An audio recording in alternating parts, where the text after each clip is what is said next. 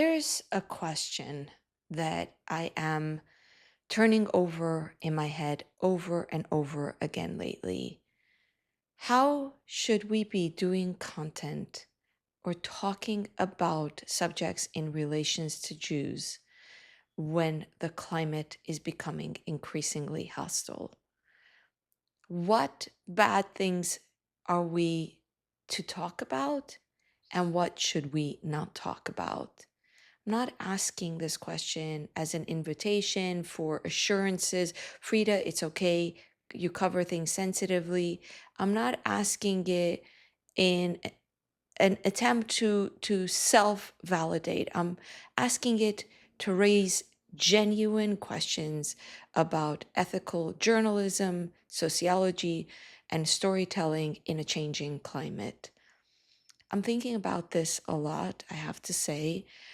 um, my work as a content creator who tells a story essentially of people is something that I feel I'm always walking a tightrope of moral decisions, coupled with, of course, an element of self interest. I'm always making decisions and calls. It's not, oh, this is the story and I tell it. Storytelling is about taking this story is going to skew the narrative. This story is going to help frame an effective narrative, and making these filtering calls constantly throughout for my entire career of documenting the Hasidic community. And I could say it's 20 years because it was 20 years ago when I first logged on online in the Hasidic community and made my first blog and started to write anonymously from the perspective of a Hasidic woman. I've always had the same goal: to humanize, to tell a story of humans, where oftentimes that is a very difficult story for outsiders to hear. And over those 20 years, I have always made moral decisions about how to tell this story effectively. I've also balanced that with self survival, with at some points that meant being anonymous. When I first started, I was Spitzel Stremkin, and I changed all the details about myself because I had to. I was risking everything in my life. I didn't intend to blow up my life, although it did end up happening. And it was necessary for me to protect myself. And so I had to lie about my details, changing all where I lived, how many children I had, and so on and so forth, in order to balance self interest with storytelling. Likewise, along the way, different personal interests have come in the way with my work that I have tried to juggle alongside the moral questions. Now, however, I feel I'm at a crossroads again where I am trying to ask some really hard moral questions of myself. And I had the urge to articulate them with you all. I'm very fortunate to have an audience that is very thoughtful, that I have learned a lot from, and that I feel is able to appreciate the importance of these questions and to participate in my internal debate and also the external debate we should be having about the ethics of journalism and work documenting the Jewish people in this current climate. And so, what I'm juggling right now internally in my ethical questions of how do you tell the story effectively, and how do I also think about myself as a human being that needs to survive and feed myself and my child, my son, who's no longer a child but is in college and still on my dime. As I juggle this, I'm right now asking the question: my work is, for the first time, reaching anti Semites. I don't think I've experienced that before. It is reaching people who have preconceived notions about Jews and are looking to validate those notions about Jews and to buttress their arguments about Jews. We're watching the climate about Jews go from oh my God, I cannot believe someone said the Austrian painter was right, to it being so commonplace that you're starting to see it bleed into everyday life. It's not just the trolls on the internet, it's not just a few people, it's a sentiment you're starting to see just in everyday life, casually. A focus on the Jewish people as some kind of villain that is at fault for what's going on in the world. It's something that when I first experienced anti Semitism in my comment section, this kind of anti Semitism, it was like storybook, childhood fantasy, anti Semitic villain come to life. It's like the witch from Sleeping Beauty has walked into your life and you're like pinching yourself. Is this real? This is my formative childhood legend of villainy. Is this real? And now, of course, it's real. It's completely normalized.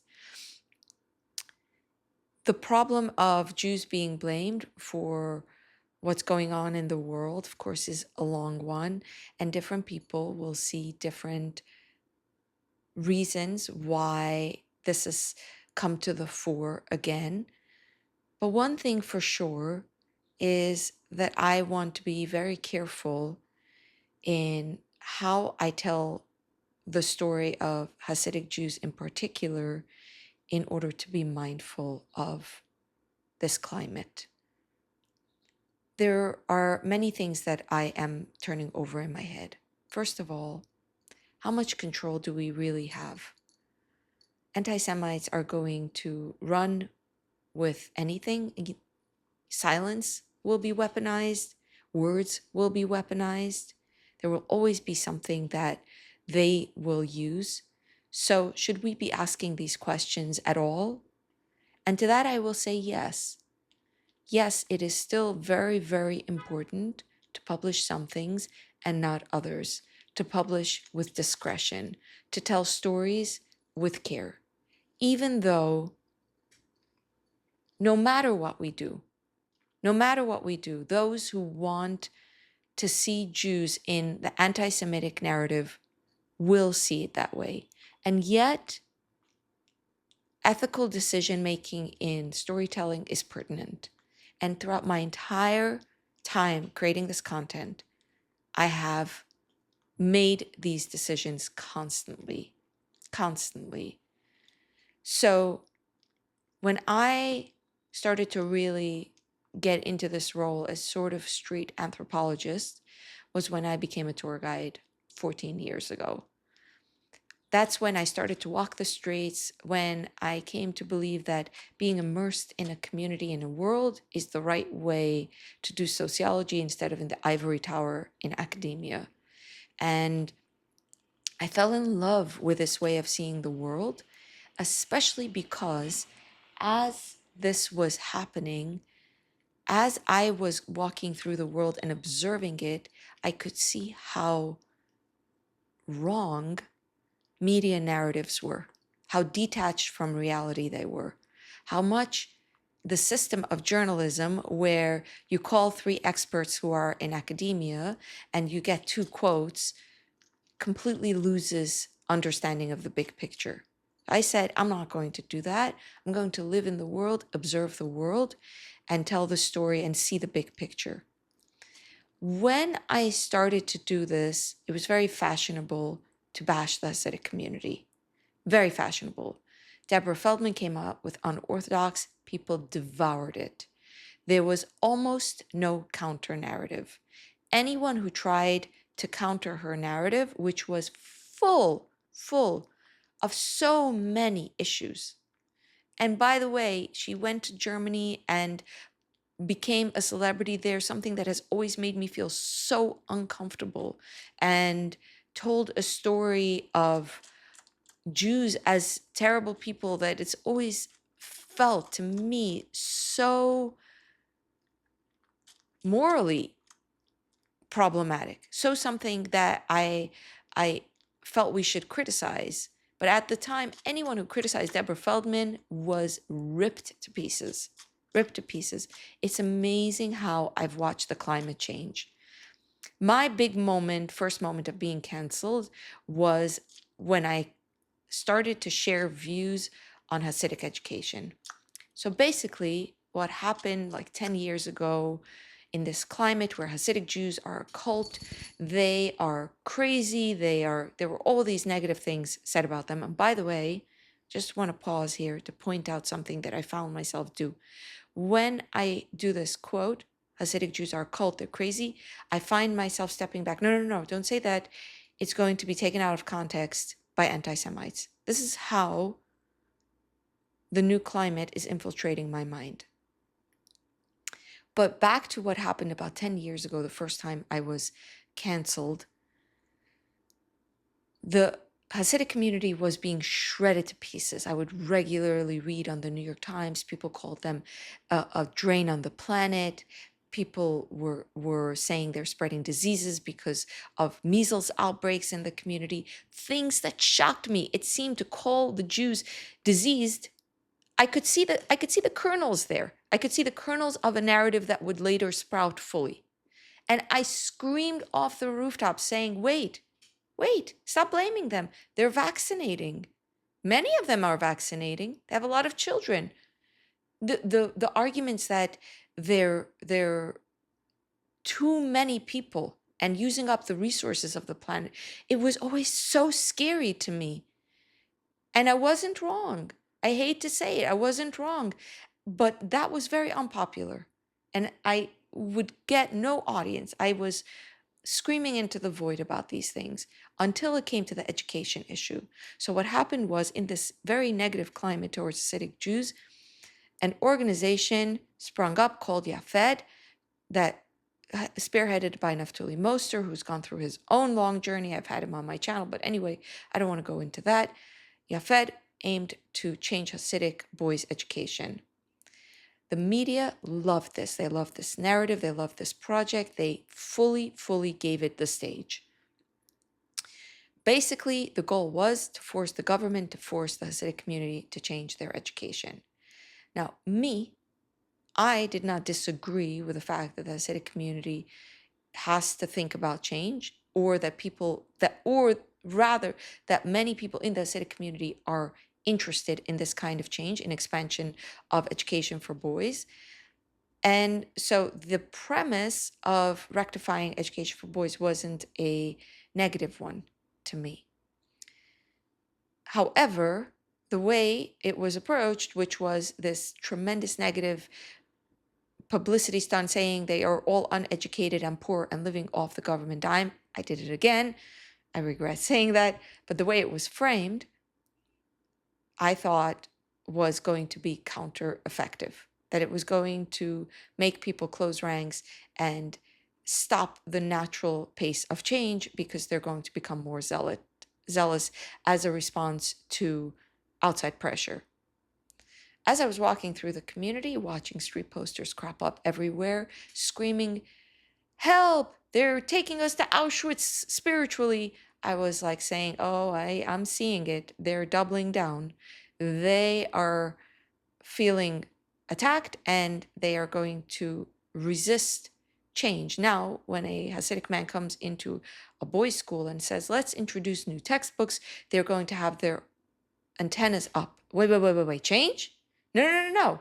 We're not doing change. There's always change in the Hasidic community, but under pressures from the outside that feel like forced assimilation, they become cognizant of the change and more mindful and more concerned about it. And this relates to understanding the entire Hasidic system. It's like a culture, it's a system, there are deep embedded values.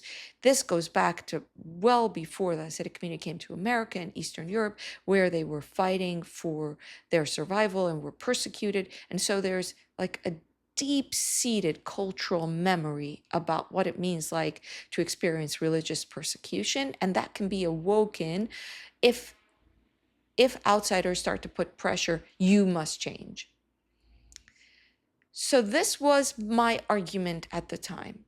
I said two things. One, they are not uneducated. Education is a complicated concept, and calling them uneducated is extremely offensive. Yes, the boys don't learn secular subjects, but that doesn't mean they're uneducated. That's very, very problematic. And number two, you're going to shoot yourself in the foot if you're going to ham fist change like that. That was my argument. Now, you could disagree with this argument. It's okay if you say, actually, this is the pace of change, or this is the process of change. You need a carrot and a stick, or whatever. I'm open to hearing other sides. This was my argument, and I became persona non grata among friends. We had the most heated debates, but basically on Facebook, which was where the conversation was happening then, people were saying this is the woman who doesn't want children to be educated. She herself greedily left, and she doesn't want an education for the children. I felt extremely hurt by this. I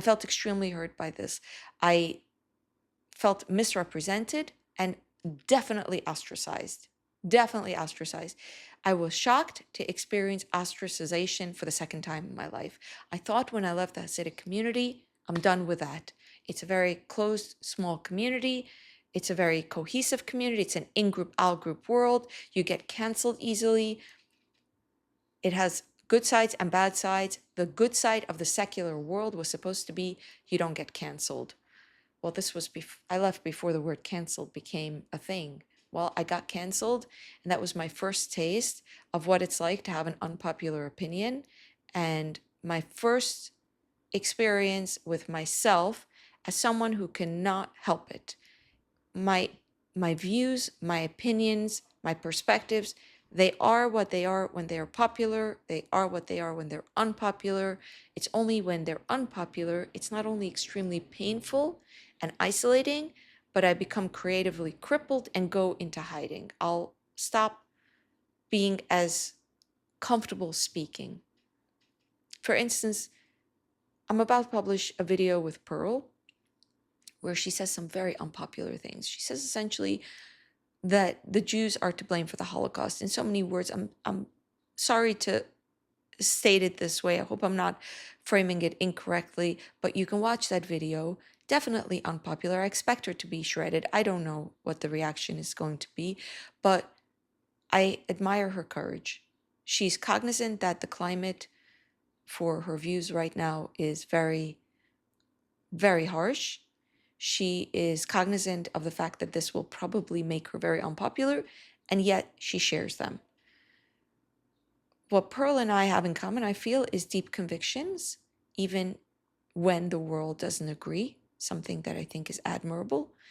What she has that is so admirable that I don't have is that she has thick skin and she says her bit and goes on her way while I shrivel up and hide.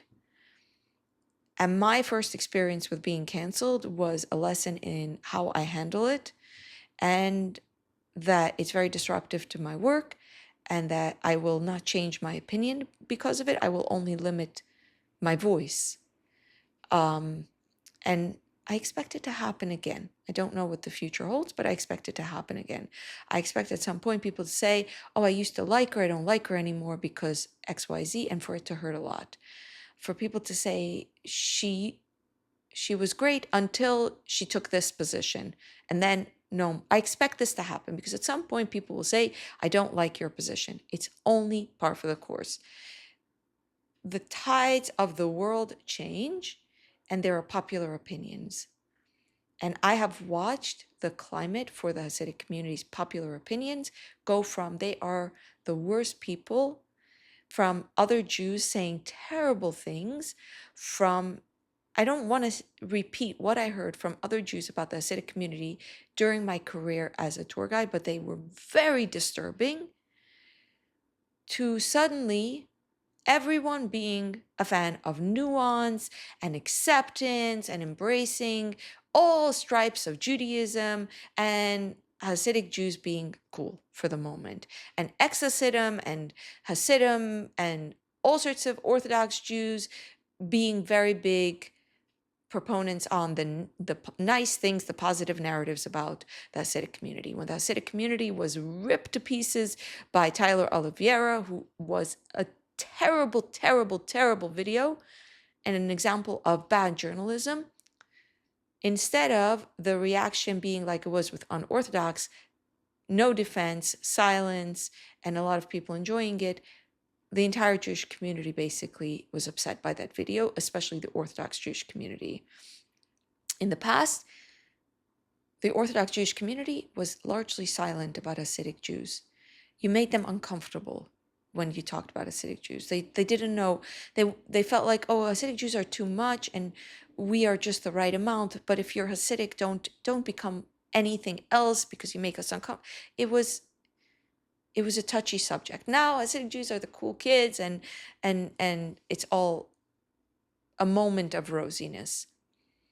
When I saw the climate change and my work pick up and receive so much, oh, I'm so happy that you're doing positive work, I thought to myself, well, this is a transient moment. Let's see what comes next. How will the climate change? Maybe the pendulum will swing back. It'll be the Deborah Feldman era again. Well, life is always surprising.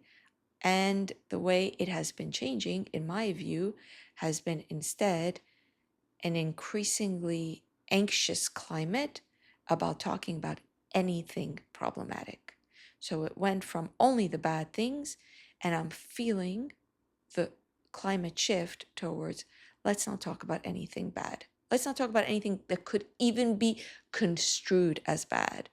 And I think this might be where things are headed, but it's definitely something I'm already receiving feedback on. And I'm actually in my own life receiving feedback in my own moral mind. My own work has become more measured. And I thought with time I'll become more audacious. And I find myself actually becoming more self scrutinizing. What I mean to say is if you look at my early blogs, I talked very comfortably about things like head shaving, the Va'ad HaChinuch, which is the body of overseers, zealots who can sow terror in the Hasidic community. I talked about these things openly alongside the fact that they are just a part of that world. And I've become more measured when I talk about these things. Right now, here's what the ethical dilemma is. It's becoming really scary to talk about anything because A, the climate is changing, and B, the climate is changing in response to real anti-Semitism. And that means B, the viewers are changing to a viewership that are taking things and using it to reconfirm their biases in the most anti-Semitic framings. I'll give you an example. The Eruv, the line that encircles a neighborhood to allow Jews to carry on Shabbos.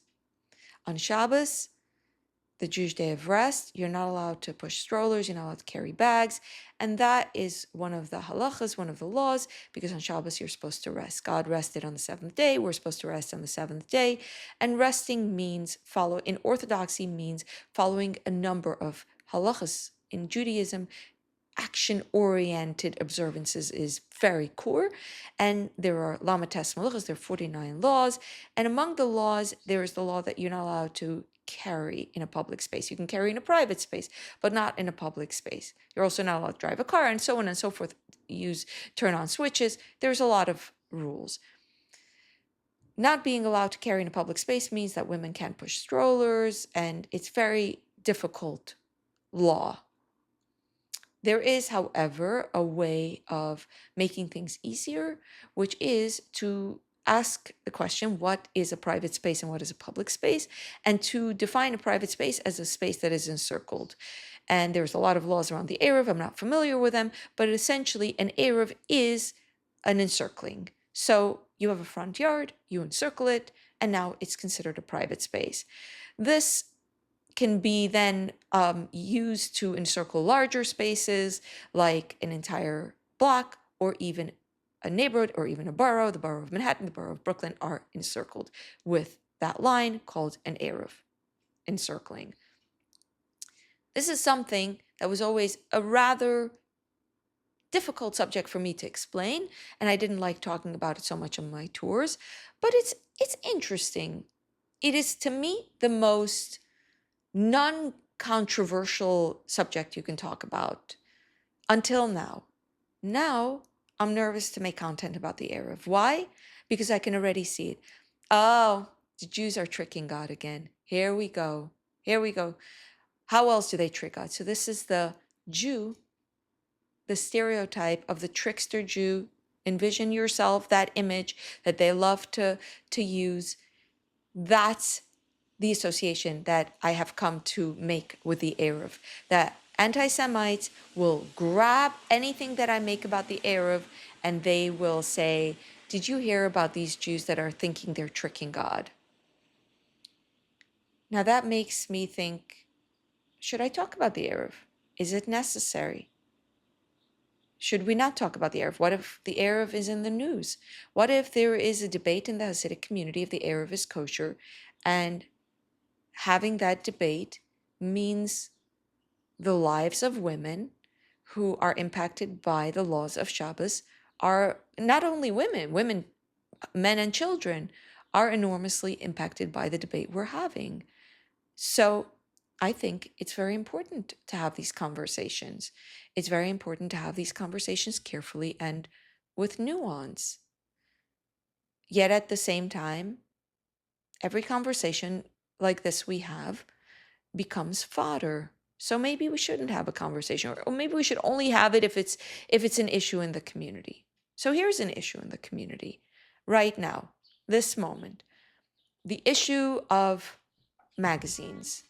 There are all these magazines that have been publishing for years now. They're free magazines. They were still around in my childhood. In my day, there was just the community connections, I think. And then there was like the bulletin that came in the mail for free. But basically, these are free magazines that are just ads.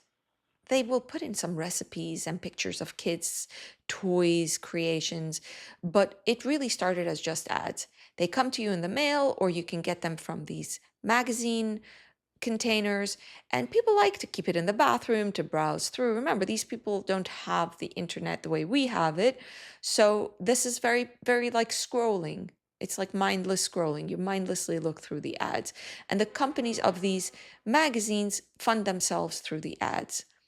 um, I have been watching these ads get increasingly ostentatious and materialistic, which I'm not a fan of. And one of my first long form videos on my channel were actually looking through the community connections and remarking on that. At the time, I was remarking on how um, amazing it is that the Hasidic community is rising in comfort levels after being such a starter community. It's really a community that is an immigration success story. And that was something that I remarked on in a climate in which everyone was saying they're illiterate and they don't, and they can't work. So at that time, the way that comment was seen was, oh, wow, look at them. They actually are not the the simple way that you're framing them, but now the way it's being received in the current climate is totally differently, because now the Jews are no one cares anymore if the Hasidic Jews are not educated and are poor. Now they're the villains that are um it's very painful to I don't want to say the words, but back to these freebie magazines. I have been interested in them for a long time, and I've been watching them and looking at them, and I've been noticing how worldly they're getting. I've been noticing they've been, to me, a good artifact that gives an example of how worldly the Hasidic community is getting. So, like, I have an artifact, a Hasidic kids rule book for the school, for the Satmar school. That is an artifact of how extreme or draconian rule based it can be. That is a pull in one direction. On the other side, there's a pull in another direction. There's a pull towards these magazines. In the middle, there are people just living their lives.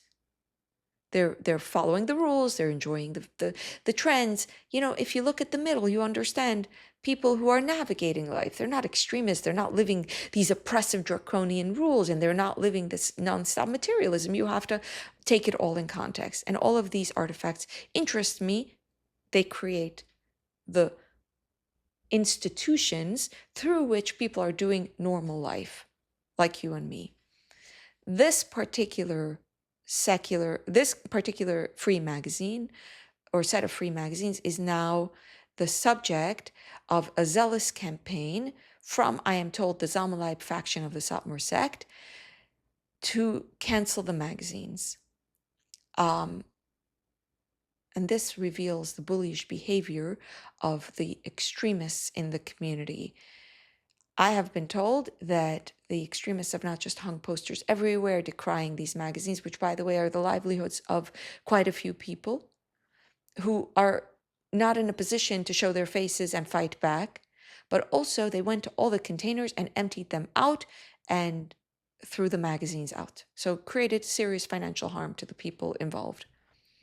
I don't know that this happened. I only heard it from people, but I went to check a whole bunch of magazine containers and they were all empty. So on that grounds, I corroborated it. So do I talk about this? Do I talk about this in the past? Of course I would talk about this. I've talked about it in many contexts. I talk about it, and for me, my personal bias is I don't like the people who do this bullyish things. They terrorize you. They're bullies. But those people are one faction. They're one set of, they're a minority. They're a minority. Most people actually are either indifferent or feel terrorized by them.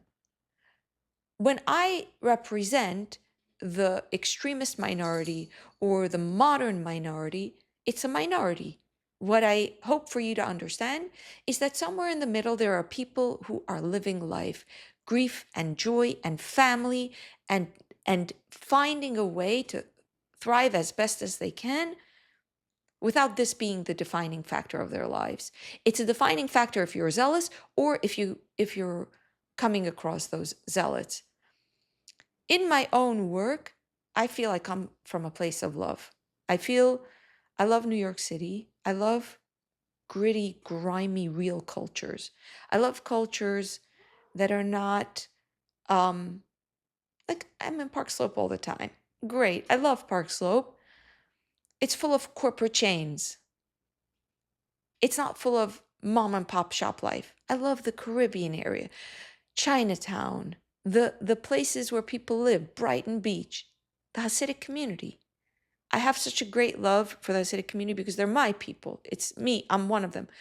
But I love in general communities. And I make my work from that place of love for societies. I feel it's great to share that love. But my love is not for the rules. It's not for the rabbi. It's not for the zealots. It's for the everyday people. And those everyday people are not perfect and are not thinking that their world is perfect. And I don't think you're showing love when you tell a story where that world is perfect. Here is a community that is perfect. It's loving kindness and chesed and everything. Very nice. Very nice. The people who are navigating these tricky lines in life in order to express individuality and fit into a really conformist world, I don't know that they are being seen in this narrative. I don't know that you're telling their story.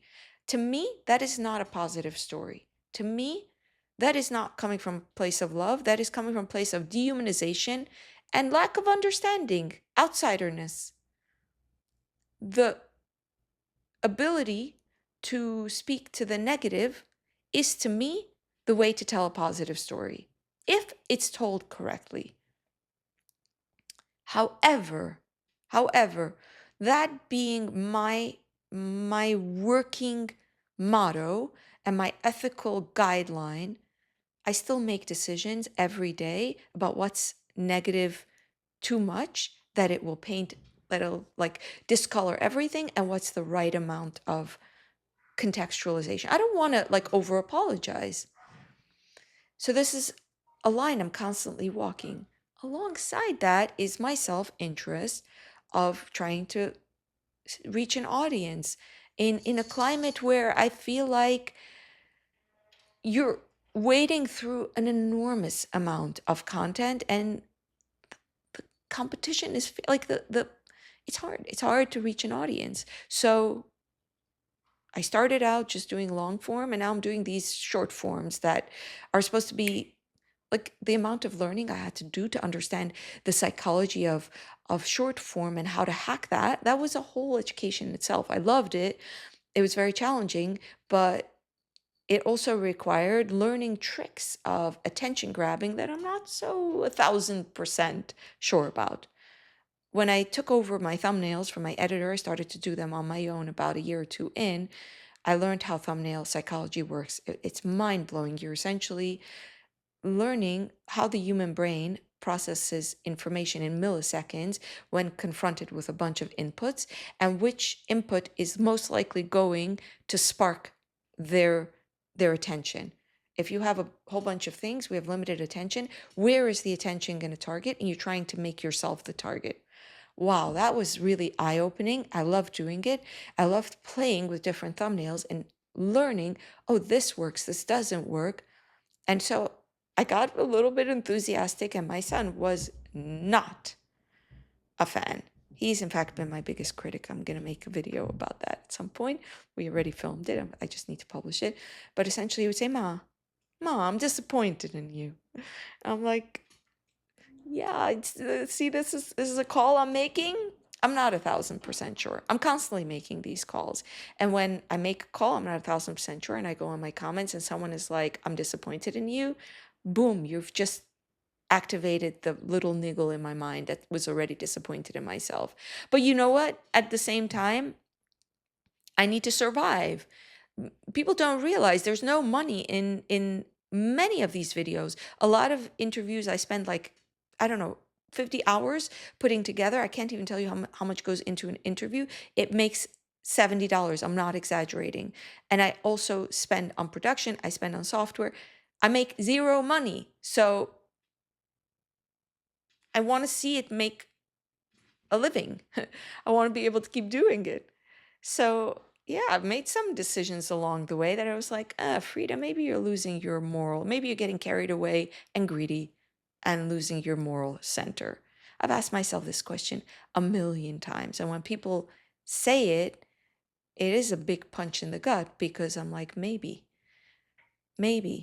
And I have bypassed so many opportunities in my life, so many, because I sat at that maybe and I said, mm-mm.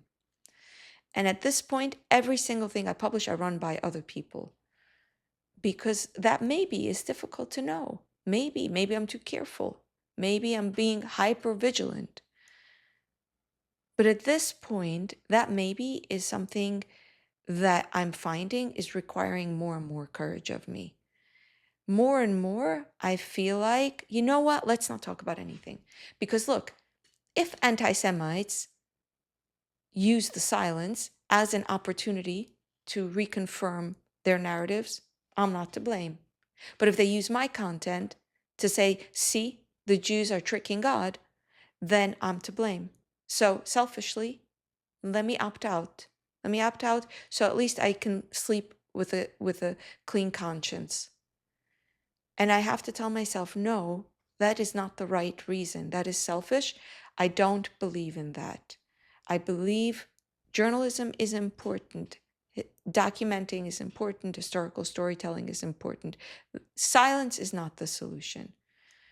Having a conversation remains necessary. That's the line I draw. When people say we shouldn't be documenting them, I disagree. No, my moral line, you have different morals than me. My moral line is we should. Yes, we should. With care, it is always important to do journalism with care in order for the story to transmit correctly. Not to manipulate, but because there's an accurate story that you're trying to tell, and to tell the story accurately, you have to walk a very, very fine line of, with discretion, selecting information, just like a museum curates, right? If a museum will take only all bad images, if it doesn't tell a story very carefully, the people will not hear the truth. So telling the truth requires editorial discretion that I believe in. And I am juggling at this point that editorial discretion with losing courage, more pressure for me to take risks to stay in the game, so to speak, and at the same time, more fear of how this kind of work is going to be exploited. So I really felt like unpacking this, because unpacking is my way of functioning, of coping, of gaining clarity. And I really appreciate you hearing me out and walking with me through this. I'm not asking for validation. I'm not asking for cheerleading, rah, rah, rah, you're doing the right thing. I'm asking for support in thinking through the moral conundrum, in gentle guidance. Frida, this maybe, let's think about if this is too far. Frida, here you need to have courage. You need to talk about X. We need to have certain conversations. We need to be willing to have conversations. What if the climate becomes such that the only thing Jews want to allow us to want to see discussed are the good things? Like with the climate on Zionism, I would say at this point, Jews do not want to talk openly about anti-Zionism in religious Judaism or writ large. What happens when that becomes the climate? How do we handle that? Where is the line? And how do we gain the courage to keep to that line when people are like, it's your fault that there are anti Semites. It's your fault that there's an attack on Jews. It's your fault of what's going on out there. This is to me a very important question and conversation to have right now. And it leaves me thinking about so many different things. What should we cover? What should we not? And I invite you to give me your honest feedback along the way, to think about it from my moral philosophy and to help me navigate it from that place. And also to contribute your own perspectives. I've learned so much from comments and other content creators who have a similar philosophy of courage and integrity and truthful storytelling. And I think we should do more of it and not less, but we should do it alongside conversations of the ethics of journalism. This was very long. When I sat down here, I was really out of it. And I said to myself, I don't think I have it in me to talk this out.